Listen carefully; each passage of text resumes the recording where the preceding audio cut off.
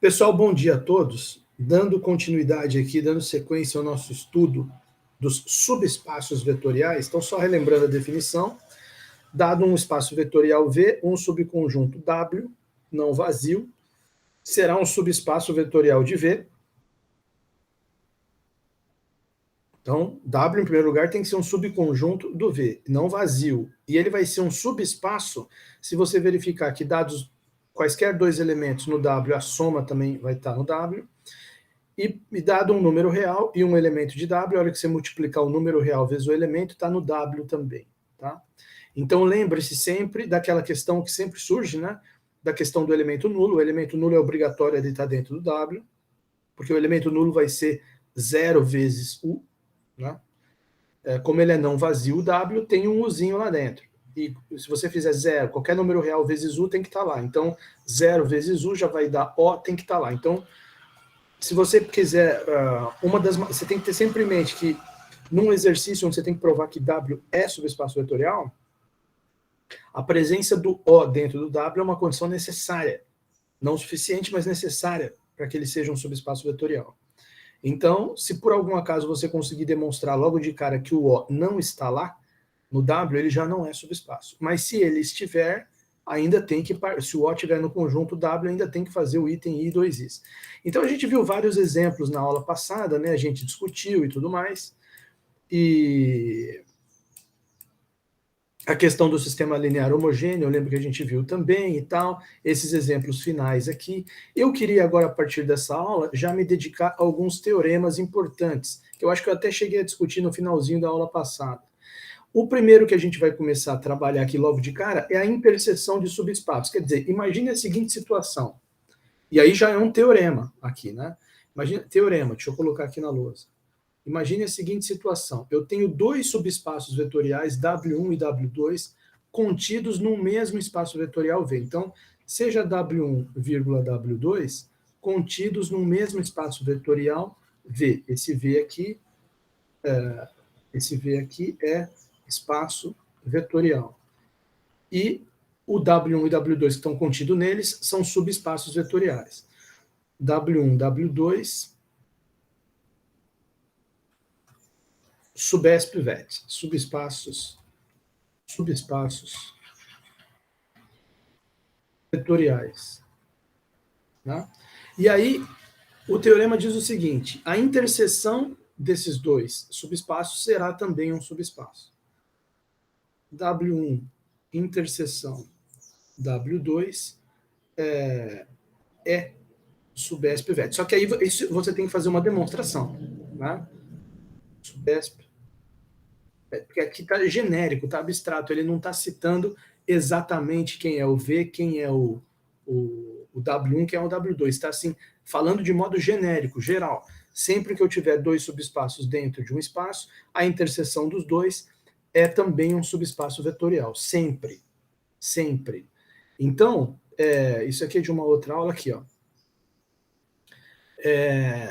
Deixa eu abrir aqui a janela 3D só para dar um exemplo básico aqui para vocês, no R3. Lembra que essa figura aqui representa o R3, o vermelho é o eixo X, o verde é o eixo Y, o azul é o eixo Z, o eixo azul é o eixo Z.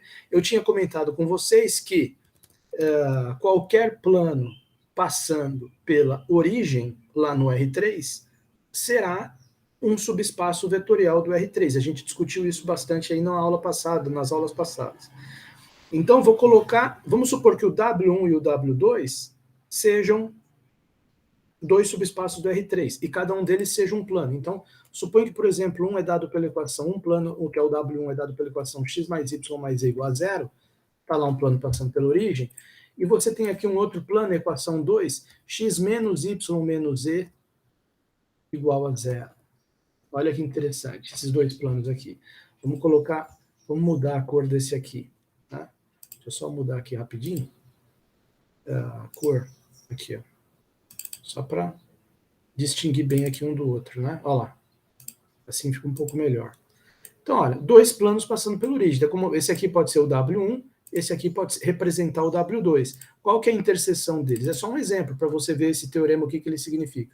A interseção dessas duas superfícies é justamente uma reta passando pela origem. Essa reta é também um subespaço vetorial, tá certo? Isso é uma questão geral, não é só aqui nesse caso. Sempre vai ser assim. Dois subespaços, a interseção deles é também um subespaço. Como é que eu posso fazer a demonstração? Esse é só um exemplo geométrico, visual que eu coloquei ali. Não é uma prova rigorosa. Como é que seria uma prova, uma demonstração desse resultado, do ponto de vista da álgebra linear? A gente poderia fazer assim, vamos escrever aqui na lousa. Bom, em primeiro lugar, eu preciso me lembrar da definição que eu passei agora há pouco, quando eu estava fazendo uma revisãozinha aqui com vocês, no comecinho da aula. Então, o que é a definição de eu quero provar que o W1, W2, interseção W2 é subespaço vetorial. Primeiro eu tenho que lembrar o que é interseção de conjuntos. Todo mundo se lembra aqui o que significa a interseção de dois conjuntos, né? O que é, dado um conjunto A e um conjunto B, o que significa a interseção B? É um terceiro conjunto que contém nele o quê? Contém todos os elementos. O que está contido na interseção de A com B? Todos os elementos em comum dos dois conjuntos, né? Os elementos que estão em A e que estão em B simultaneamente. Esses são os elementos da interseção dos dois conjuntos. Então, em primeiro lugar, lembrar o que é interseção. Mas se você quer mostrar que a interseção é um subespaço vetorial, então você tem que lembrar também o que é subespaço. E o que eu falei para vocês que é subespaço? É quando você prova que o subconjunto é não vazio e a soma de dois elementos dele está nele, a multiplicação por um escalar está nele também. Em primeiro lugar, essa interseção vai ser não vazio? Com certeza vai ser, porque cada um do W1 e do W2, tanto o W1 quanto o W2, eles são subespaços vetoriais. Então, eles têm o O, né? Inicialmente, note que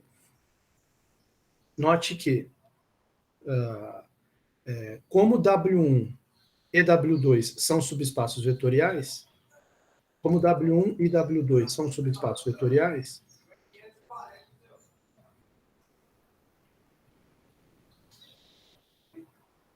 então O pertence a W1 e O pertence ao W2.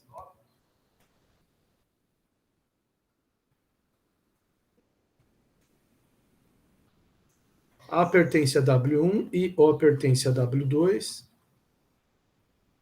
Daí, o O pertence à interseção. O pertence à interseção e, portanto, essa interseção já é diferente de conjunto vazio, porque ela já é certeza que o elemento O está presente ali, tá? Então, olha só. Nós já temos aqui um primeiro passo dado. Agora, os outros passos são aqueles itens 1 e 2, né? Então, o primeiro item, eu tenho que provar que, dados dois elementos na interseção, a soma deles está lá também. Então, vamos colocar assim, sejam, vamos dizer, U e V, U, V, pertencentes à interseção. W1, interseção, W2. Então, agora, como que eu provo que a soma desses dois está aqui também? Eu vou provar da seguinte maneira. Como eles estão na interseção, eles estão em cada um dos conjuntos, né? Daí, é certeza que por exemplo, U está na interseção. Então, U pertence a W1. E o V também está na interseção. Então, o V pertence a W1. Logo, como o W1 é subespaço, a soma deles está no W1 também. Logo, U mais V pertence a W1, porque, por hipótese, o W1 e o W2 são subespaços. Já escreveu aqui antes na demonstração, não precisa escrever de novo se não quiser. A mesma coisa vale para o W2. U e V estão no W2 também. Tá? Da mesma forma,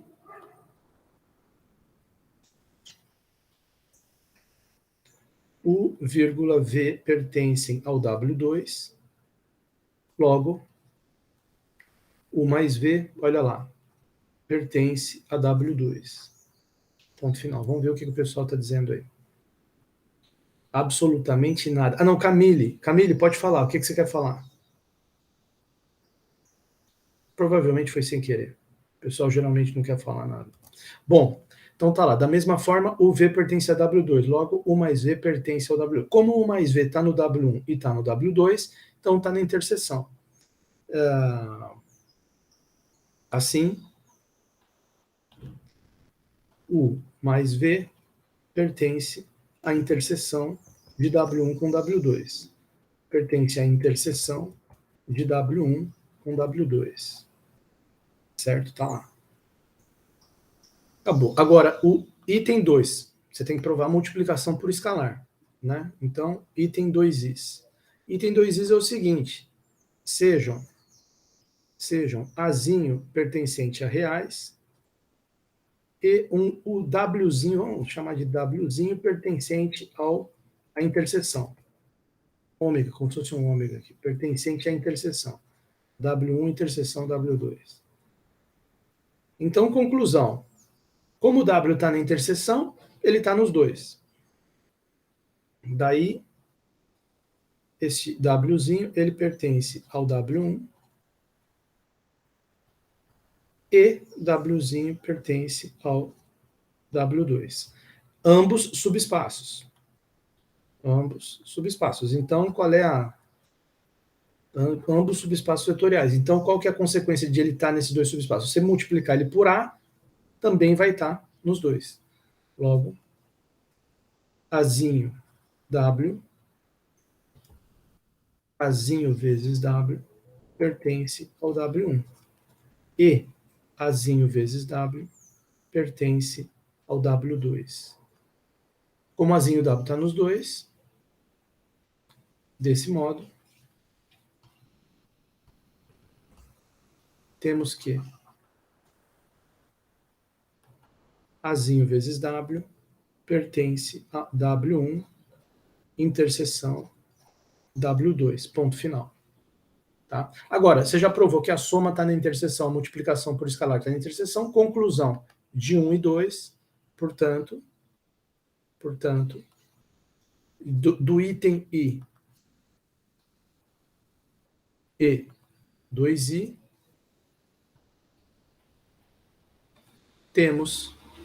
concluímos que W1 interseção W2 é subespaço vetorial. W1 interseção W2 é subespaço vetorial. Tá lá.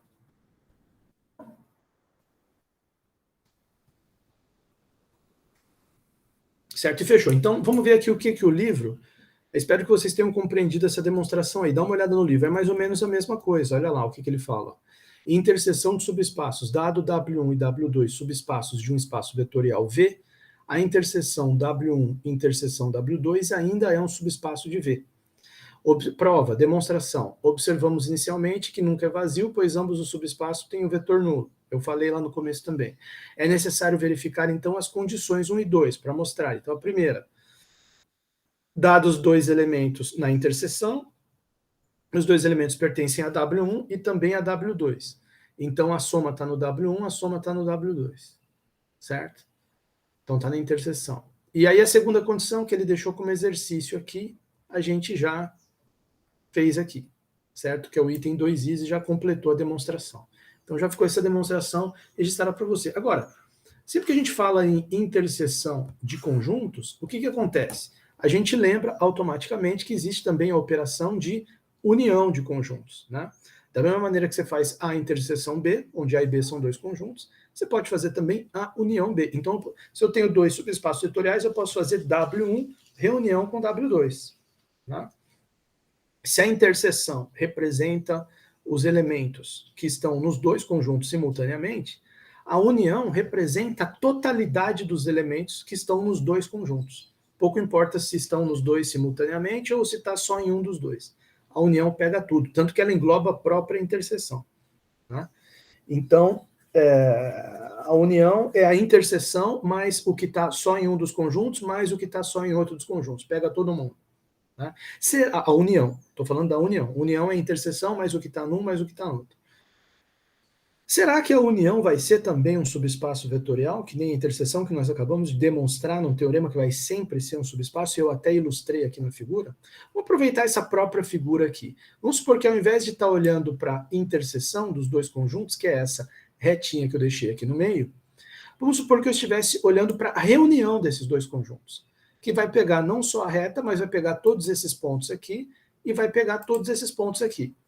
Então, será que a soma de todos esses pontos, ou seja, de todos esses vetores que estão na união dos dois planos, quando eu pegar um vetor na união, pegar outro vetor na união, somá-los, a soma vai estar na união também? Porque isso precisa acontecer para ser subespaço vetorial, é o item I.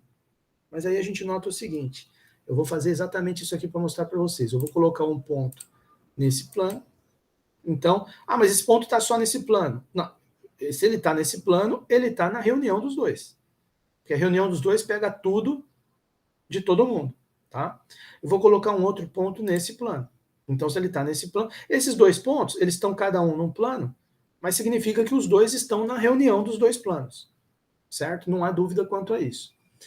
E vou também aproveitar, aqui no GeoGebra é bom a gente fazer isso, eu vou colocar um vetorzinho indo da origem até esse ponto, um vetorzinho indo da origem até esse ponto, para a gente poder representar aqui para o aluno a operação de soma dos pontos, né? Porque aqui no GeoGebra não vai somar diretamente os pontos, ele soma os vetores, tá? Mas não tem problema, porque você está vendo aqui, ó, que a coordenada dos pontos, por exemplo, o ponto A, que é esse aqui, deixa eu mudar a cor aqui para aparecer melhor. Ponto A. Cadê? Vamos colocar uma cor verde aqui para destacar? Deixa eu ver um verdão bem legal aqui. Isso aqui, ó. Esse aqui parece ser legal. Opa. Esse ponto A aqui. Você veja que a coordenada desse ponto A é 3.86004.382. O vetor que vai da origem até o A, que é esse vetor CA aqui, a origem ele chamou de C. Também é a mesma coisa, 3.86004.382. Então, coordenada do ponto igual a coordenada do vetor que vai da origem até o ponto. Aí a gente faz a operação aqui no GeoGebra com os vetores e vai sair o ponto que é a soma dos dois. Tá? Então, mesma coisa aqui no outro vetor, ó, o ponto B, que é esse ponto do lado de cá. Vamos ver se essa cor aqui destaca mais. Tudo bem.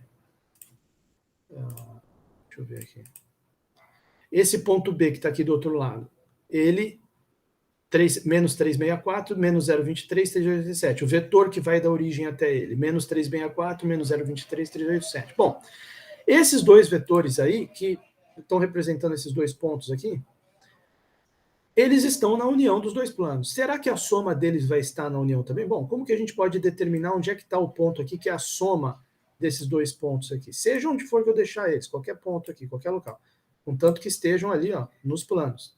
Está contido nos planos. Estou girando só para você ver bem que os pontos estão contidos, cada um deles, num plano. Como que seria a soma? Você teria que fazer a regra do paralelogramo. Como é que a gente faz a regra do paralelogramo? Você pega uma reta paralela, passando por esse ponto, paralela a esse vetor. Pega uma reta passando por esse ponto, paralelo a esse vetor. E aí você vai lá na interseção das retas. Olha lá, interseção das retas. Interseção dessa reta com essa reta. Marcou um pontinho lá. E vamos destacar esse pontinho aqui. Esse pontinho, eu vou até aumentar aqui o tamanho dele. Vamos deixar em 8. Não, 7, 6 tá bom, 6. E vamos deixar a cor dele aqui também, vamos destacar um pouco aqui, ó. Colocar um azulão aqui. Olha lá. Esse ponto, quer dizer, esse ponto, até, já que eu coloquei vetor nos outros dois pontos, vou colocar vetor aqui também, que é a regra do paralelogramo. Esse ponto, ele representa a soma desses dois pontos. Tá? Se você pegar as coordenadas aqui, ó, se você pegar as coordenadas do primeiro ponto, que é, cadê ele aqui? Aqui. Primeiro ponto aqui, ó. É o ponto B. Não, é o ponto A, é o primeiro ponto. Aqui, 171 mais 2,27. E menos, né? Na verdade. Vai dar exatamente. Vamos só, vai ter que abrir a calculadora aqui, que eu não estou bom de fazer tanta conta de cabeça rápido assim. Deixa eu fazer na calculadora para vocês verem. Ó. 171 menos 2,27. 171, hein? Esse professor aqui é 171. Menos 2,27. Olha lá. Menos 0,56. Menos 0,56 ali no ponto D, na interseção das duas retas, da regra do paralelogramo. Bateu certinho. Menos 0,05 mais 0,75. Esse aqui é fácil. 0,7. Aqui deu 0,71, tem sempre um arredondamento, alguma coisa assim, mas é 0,7, tá? 1,75 mais 1,52.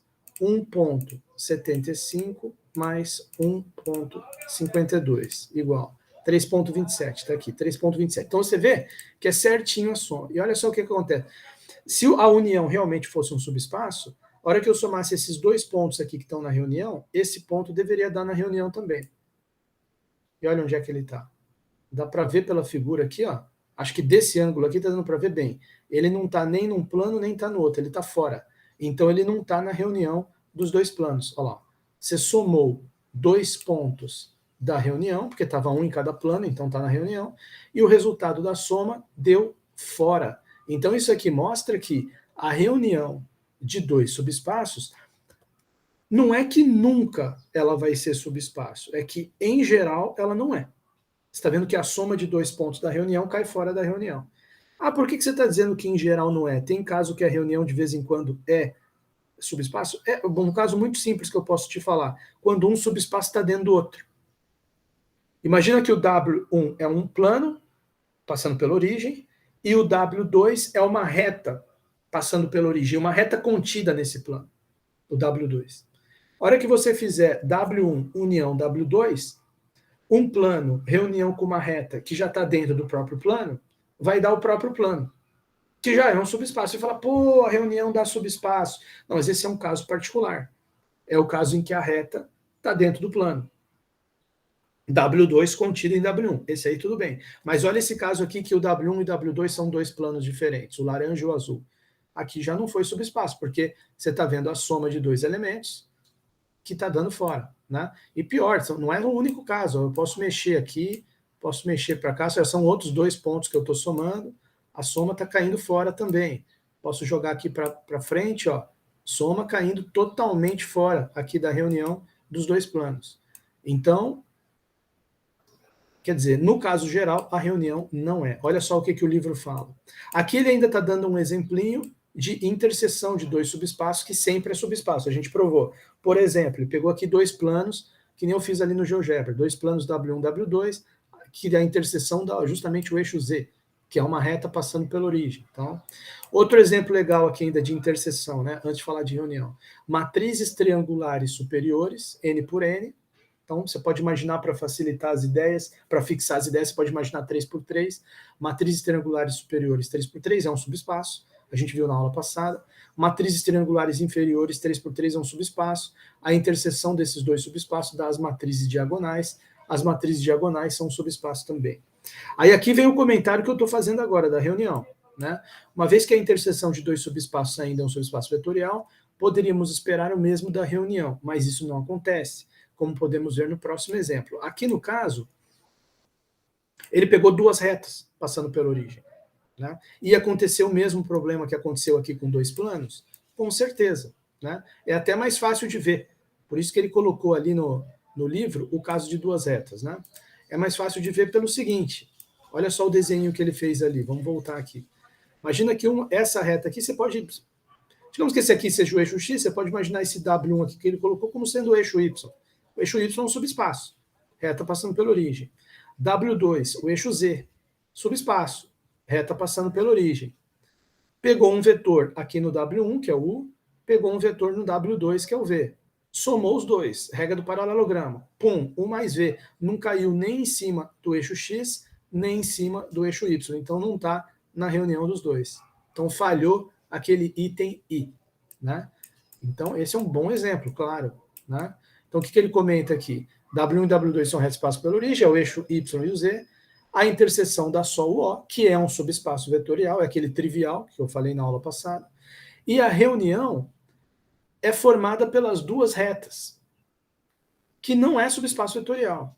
De fato, se somarmos dois vetores U e V pertencentes à união, ele ilustrou bem ali na figura esse U e V, o U estava no W1, o V estava no W2, a gente vê que o U mais V está no plano que contém W1 e W2, mas não está na reunião.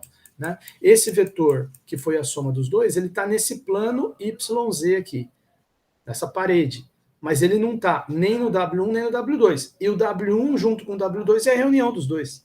Então ele caiu fora da reunião. Tá? Bom, claro que Isso gera uma certa frustração, de algum modo, né? A gente pensa assim, puxa, então a reunião, a gente tem um resultado forte para a interseção sempre é subespaço, mas a reunião não tem o teorema de que a união sempre é subespaço. A reunião pode ser, pode não ser, ficou uma coisa meio falha, né? Meio...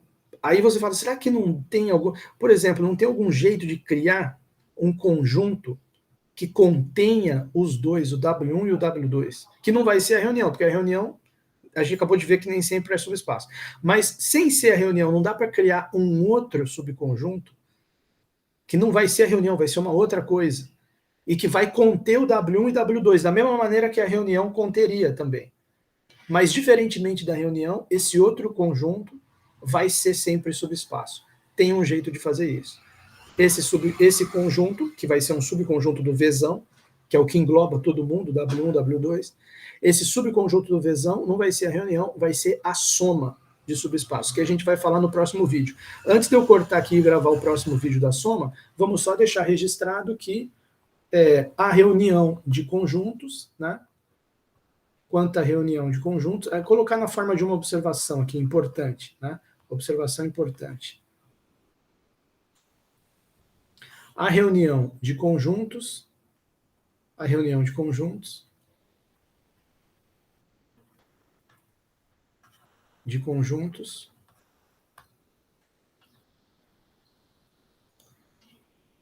eu vou colocar de subespaços no caso, né? Os subespaços são conjuntos também, mas o que eu quero dizer é o seguinte, a reunião de subespaços, vírgula, W1, reunião com W2, nem sempre é um subespaço vetorial. Então, aí cabe um contra-exemplo, né? Que ali ele deu aquele das duas retas, né? Eu fiz no GeoGebra os dos dois planos, né? Como é que a gente poderia fazer aqui na lousa um exemplo menos geométrico, assim, com menos apelo geométrico, um apelo mais algébrico? A gente poderia pensar, por exemplo, vamos pegar aquele exemplo das matrizes triangulares superiores. Vamos imaginar, para pegar um exemplo diferente desse negócio de reta e plano no R2 e R3. Vamos imaginar que o nosso espaço vetorial V grandão é o matrizes 2 por 2. Bem simples. E vamos imaginar que o W1 é matrizes triangulares superiores. W1 contido, ele está contido em V, né? É W1, W2, W2 contidos em V, subespaços vetoriais, e vamos pegar, no caso aqui no nosso exemplo, vamos pegar o W1, matrizes triangulares superiores,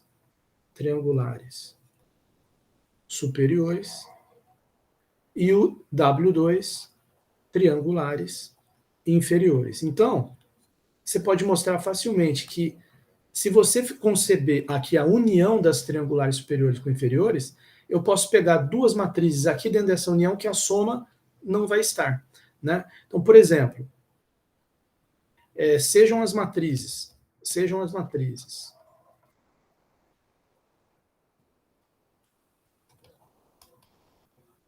Aí vou colocar aqui assim, ó, azão igual a 1, 1, 0, 1. Essa aqui é uma matriz triangular superior, pertencente a W1. Isso, como ela está no W1 das triangulares superiores, isso implica que ela está na união das duas, de W1 com W2. A pertence a W1, união W2. Tá, e daí? Calma. Vou pegar uma matriz B, vírgula. B e B igual a... Aí eu vou pegar 1, 0, 1, 1. Essa é uma matriz que pertence ao W2. E, portanto, o que implica que está também na união, a B. B pertence a W1, reunião W2. Ponto final.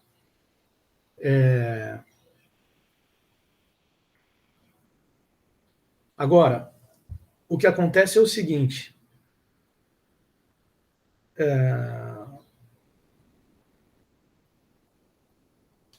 A soma delas, porém, A mais B é igual a essa matriz 1, 1, 0, 1, mais essa matriz aqui, 1, 0, 1, 1. E o resultado disso aqui vai dar uma matriz que é 1 mais 1 é 2, 1 mais 0 é 1, 0 mais 1 é 1, e 1 mais 1 é 2. Essa matriz não é nem triangular superior, nem triangular inferior. Então, ela não está nem no W1 das triangulares superiores, nem no W2. Então, ela não pertence a nenhum dos dois, não pertence à reunião. Não pertence a W1 união W2. Então, o item, aquele item I da definição não foi satisfeito. O item da definição de subespaço que eu estou falando, né? O item I não foi satisfeito.